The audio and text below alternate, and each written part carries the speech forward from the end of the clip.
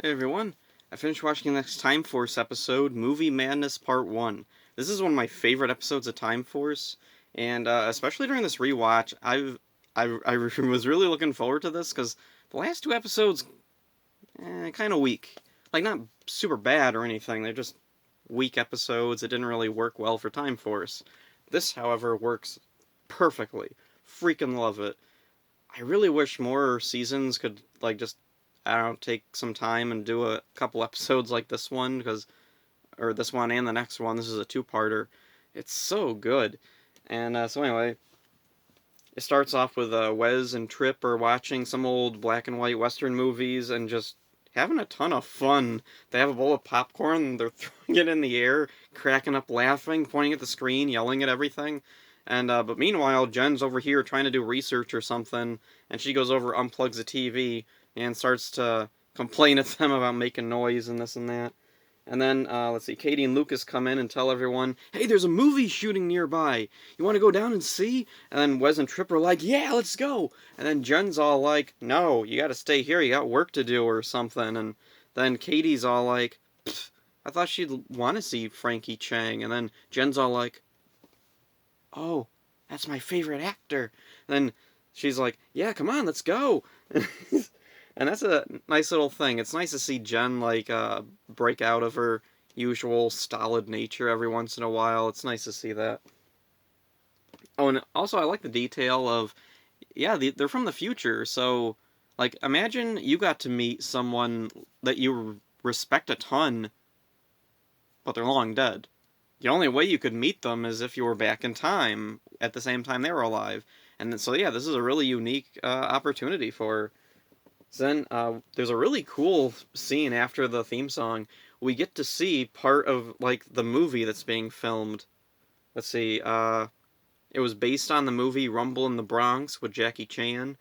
In this one, we have a Jackie Chan kind of sort of look-alike Frankie Chang fighting off a bunch of thugs, and it's a really cool fight scene. And one of the really nice things about it is we get to see like the stunt crew and the technical crew, like the people with the cameras. There's a sound guy holding up a mic, and there's a director there. There's people putting mats under the stunt people, and it's really cool to see all that stuff like in an actual fight scene that's still entertaining on its own. It's really unique. I really like it. The stunt people on Power Rangers had really become experienced by this point. Oh, and one of the cool things, there's also a paparazzi crowd nearby. As soon as the scene cuts, the paparazzi guys all come over to interview Frankie Chang, and the Rangers are watching, and they start talking about their favorite types of movies, which foreshadows something that happens later. And let's see. Oh yeah, one of the stunt people. Oh yeah, Trip goes to find something for Frankie Chang to sign. He finds oh yeah, there's a script thing sitting in one of the chairs. He pulls out like one of the pages, and it's kind of weird because at this point they don't know the plot, but whatever. So anyway, one of the stuntmen hurts himself, and Wes offers to take his place. The director comes over. Yeah, get him into makeup. So then Wes goes to get put into makeup. Trip gets Frankie's autograph, and there's a cute little moment where Jen comes over. Fran, come on, Trip. And she pulls Trip away while staring at Frankie Chang, and it's so cute. I love it. And let's see. Yeah, Wes is all set for his scene. He has a fake wig on. He's in the outfit. He and Frankie Chang are facing off against each other. Frankie has a sword. Wes is all set. And we get a really cool fight scene, which is really good considering they never rehearsed it.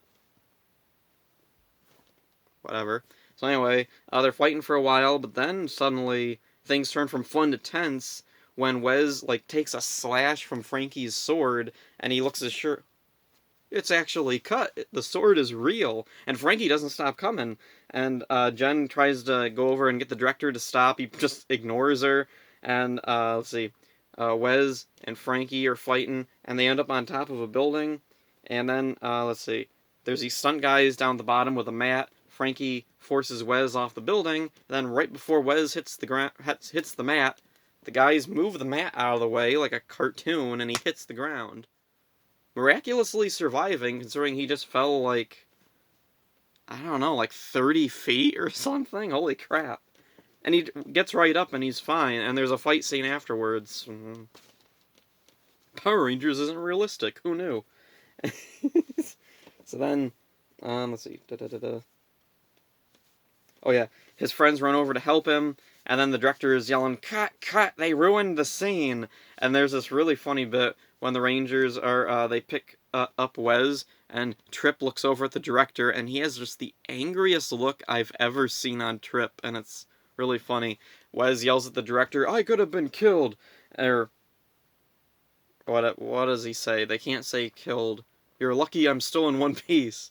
And the director goes, "Don't you know the title of this movie?" And then he holds up the script, "The End of the Power Rangers." Then he turns into the monster. It's awesome. And the monster's name is Cinecon. We first see it written at the bottom of the thing, written and directed by Cinecon. That's a funny little touch. Then all the crew become Cyclobots, including Frankie Chang, which makes me wonder, was any of this real at all? Did it start off as like an actual movie shoot, but then the bad guys like shoot everybody away and took their places? Whatever. Anyway, he has this magic slate board, clapboard, whatever it's called. He transports Lucas into another dimension, which is all based on like a samurai movie. So that's weird. And then he's surrounded by hostile samurais. Oh, it's like that Time Force book. They fear they might come face to face with samurais.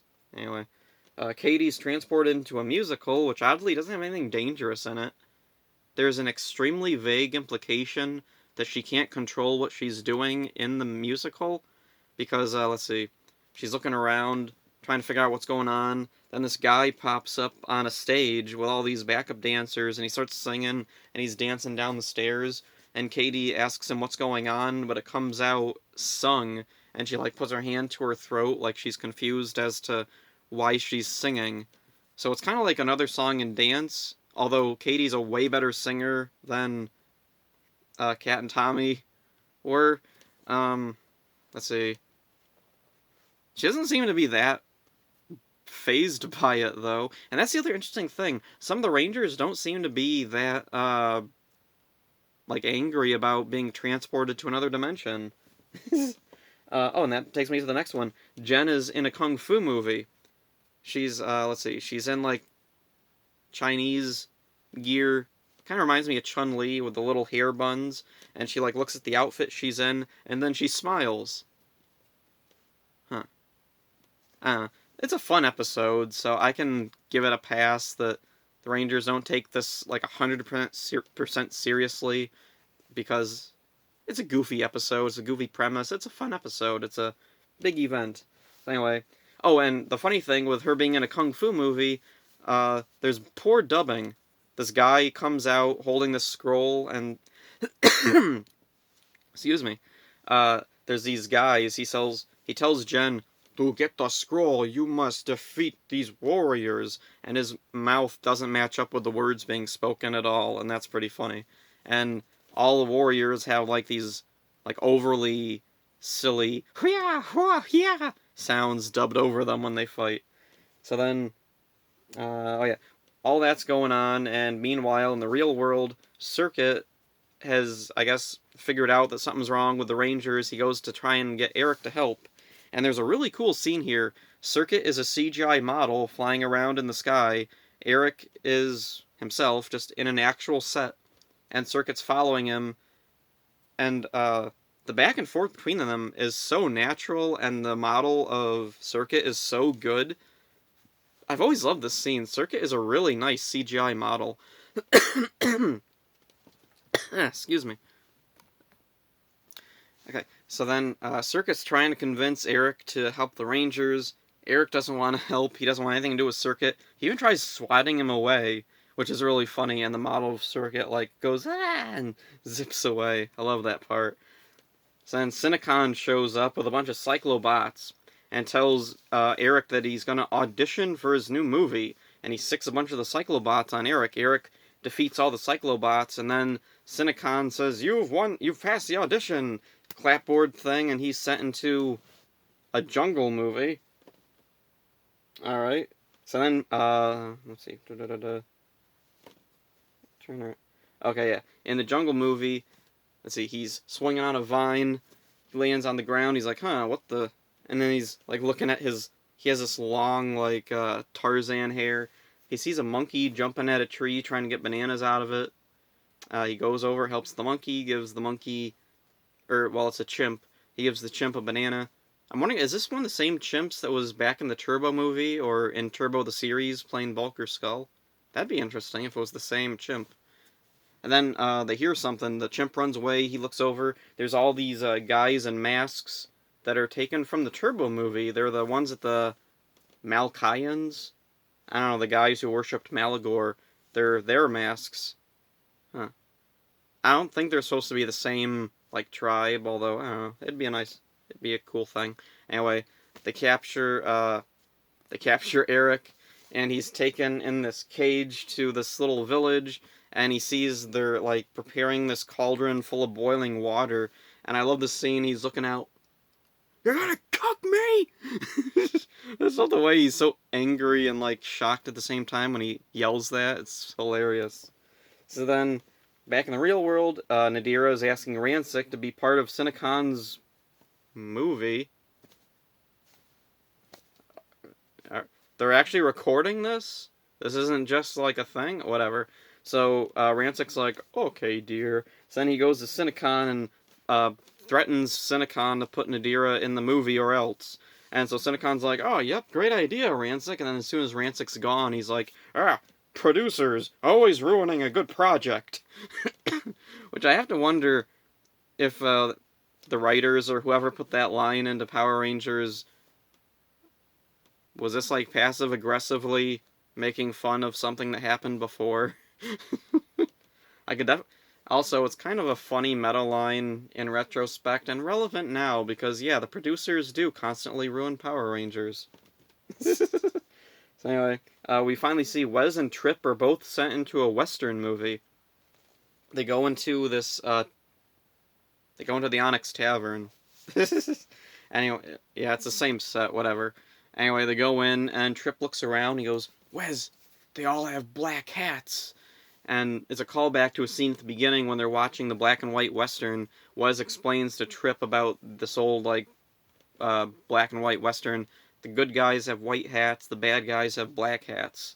And so they're suspicious, they don't know quite what's going on or who to trust. And then Nadira shows up and just really hams it up, really chews the scenery. She's like making, noises. That was weird. Anyway, she points at them and says, they burned down our barn! And they stole my daddy's boots! And then the bartender looks at them, you stole a man's boots, or something. And then there's a big bar fight, everybody turns on them, and they all get into this big fight. And then, let's see, Trip gets thrown out of the tavern, saloon, whatever, and he manages to contact Circuit, so he tells Circuit what's going on.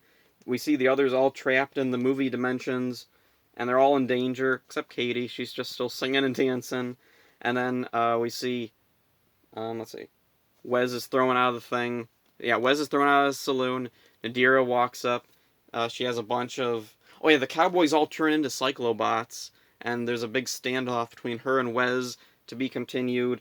Freaking awesome. I really love this episode. Oh, and a cool thing I didn't even really think about is it's all American footage. I went to Ranger Wiki after watching this, and let's see, because I wanted to know if anybody said anything about the Malagor masks. Turns out, oh yeah, it is, I think, if Ranger Wiki is right. Also, the thing about, it's all American footage. It's really cool, because back in the original Saban era, there were quite a few episodes that didn't use a lot of Japanese footage, if any. And it feels natural, whereas now they try to make a big deal about it. I remember when Dino Charge had, their premiere, and there was no Kyoryuger stuff in it.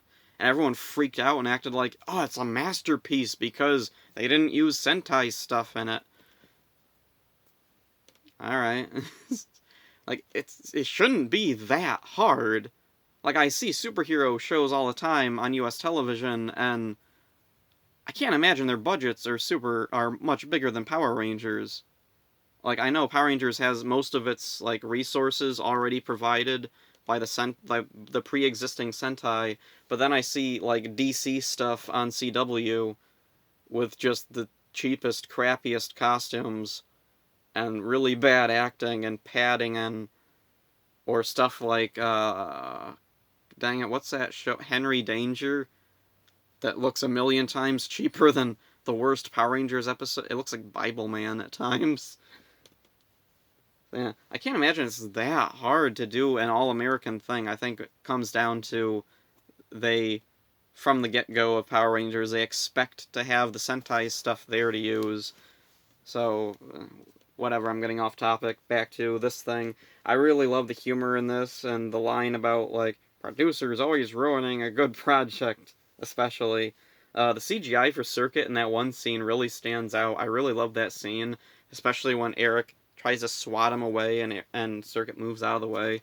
It's kind of weird that the CGI in Power Rangers hasn't really improved at all since then.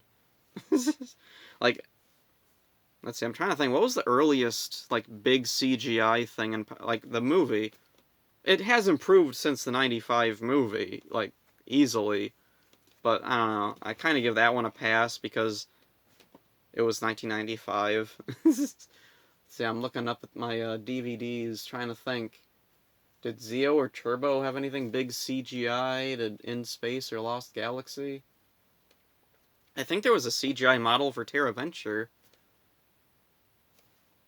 Yeah, I don't remember. The different movie dimensions are cool, and one of the neat things of the movie dimensions, each one has their own distinct feel, and they also don't really feel like a set. Or, well, they feel like sets, but they feel like good sets. They don't feel like Power Rangers sets, I should say. The Samurai movie that Lucas is sent to, I think that one might actually have been shot, like, outdoors, because they're, like, in the middle of a forest or something, although it could be a really well-done set in this, and it's black, it turns black and white after he's sent there, so, I don't know, that's a good way to shield if it was a fake-looking set.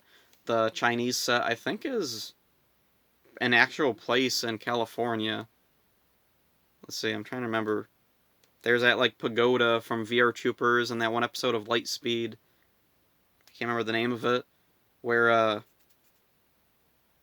what was it? The director of Deadpool 2 challenged Chad to a fight. The pagoda where, young Ryan Steele and his father are training at the beginning of VR Troopers. I don't know if it's I don't think it's the same one, but it might be, like, around that same area or something. Whatever. Anyway, the music set looks like a set, but it's supposed to. It's supposed to look like a musical. Musicals have very, like, stylized looking sets, usually. I'm guessing for, like, the time this is supposed to be, like, emulating. The Jungle Movie set looks like a Jungle Movie set. Oh, and actually, speaking of the Turbo masks and the chimp from Turbo, maybe this is, like, one of the same sets they used in Turbo. It does kind of look like the same jungle. I imagine most jungles look the same. And Wes and Trip are in that Western set, which I think is a Western set that was just used generally in a bunch of different things in Los Angeles. Let's see. Yeah, nothing else to say about this one. I really like this one. It's a fun one. It's one of the best episodes of Time Force, and the next episode is also really good. I'm really looking forward to rewatching that, because I haven't watched it in, geez, I don't remember. Like, it's probably been a couple of years now. Jeez. But yeah, that's all for this one. Hope you enjoyed this. See ya.